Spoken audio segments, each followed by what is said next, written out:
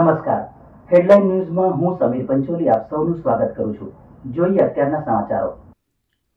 મહાનગરપાલિકા અને નગરપાલિકાઓની હદમાં આવેલ ઝૂંપડાઓ ચોમાસાની સિઝન દરમિયાન નહીં હટાવવા કોંગ્રેસી નેતા નરેન્દ્ર રાવતની આગેવાનીમાં ઝૂંપડાવાસીઓ પાલિકામાં મ્યુનિસિપલ કમિશનર રજૂઆત કરવા ગયા હતા। સરકાર તરફથી તાજેતરમાં પરિપત્ર જાહેર કરી ચોમાસાની ઋતુમાં બિનઅધિકૃત રીતે બાંધવામાં આવેલ ઝૂંપડાઓ નહીં તોડવા અથવા ચોમાસાની ઋતુમાં ઝૂંપડાવાસીઓને નહીં ખસેડવા મહાનગરપાલિકા અને નગરપાલિકાઓને અનુરોધ કરવામાં આવેલ છે। સરકાર તરફથી ખુલાસો હોવા છતાં ચોમાસામાં ઝૂંપડાઓ તોડવાના ચાલુ છે, તેથી આ પ્રકારની કામગીરી પર રોક લગાવવામાં આવે તે માંગ સાથે નરેન્દ્ર રાવતની આગેવાનીમાં મોરચો મ્યુનિસિપલ કમિશનરને મળી રજૂઆત કરી હતી અને જણાવ્યું હતું કે ફક્ત ઝૂંપડાવાસીઓને હેરાન ન કરવામાં આવે અને જે મોટા બાંધકામો વિશ્વામિત્રી નદી પર થયેલ છે તેને પહેલાં દૂર કરવામાં આવે। આપ જાણો છો કે ચોમાસાની ઋતુ છે, રસ્તાઓ પહોળા કરવા અને ટીપીની મોટી મોટી વાતો કરી અને વિકાસની વાતો કરી ગરીબ ઝૂંપડાવાસીઓને તોડાવવા માટેની નોટિસ આપવામાં આવે છે।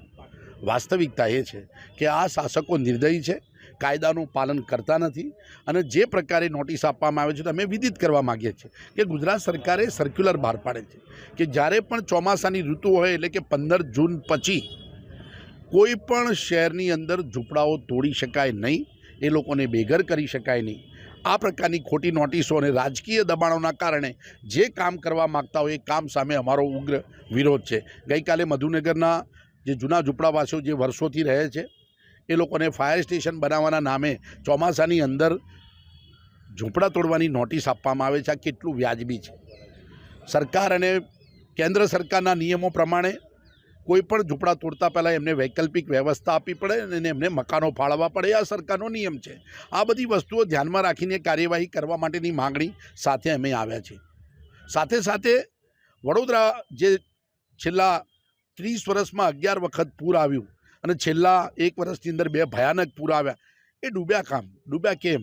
એનું કારણ વિશ્વામિત્રી નદીની આસપાસ આવેલા અનધિકૃત બાંધકામો, એ તોડવાનો સમય નથી।